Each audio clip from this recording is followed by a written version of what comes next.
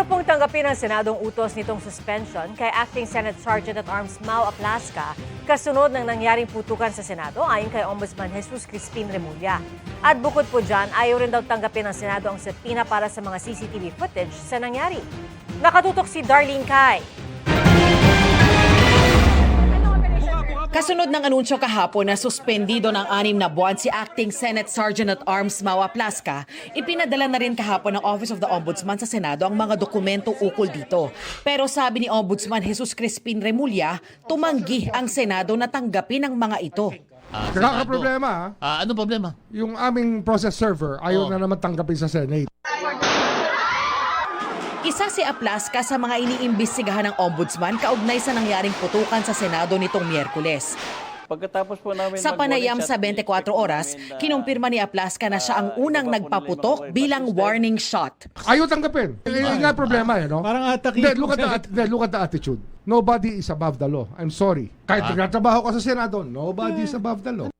Pero sabi ni Remulla, kahit ayaw tanggapin ng Senado ang dokumento, epektibo pa rin simula kahapon ang suspensyon kay Aplasca. Hindi ko sila naintindihan. Yun naman, Kasi sa akin, considered served na yan kahit hindi nila tinanggap. Kasi may notice na sila.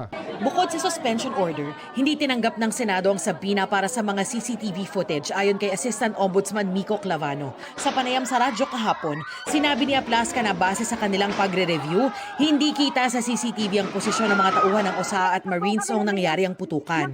Gayunman, sa isang pahayag kanina, nilinaw ni Aplasca na hindi totoong walang CCTV footage sa ikalawang palapag ng Senate building kaugnay ng pagpapaputok ng baril noong Miyerkules. Gumana raw ang buong CCTV system sa mga naturang lugar.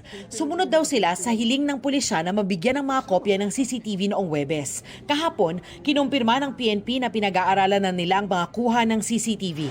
Kwinestyon ni Remulla ang pahayag na under attack ang Senado. The Senate is under attack. Was under attack. Under attack by what? Hindi, theatrical yun.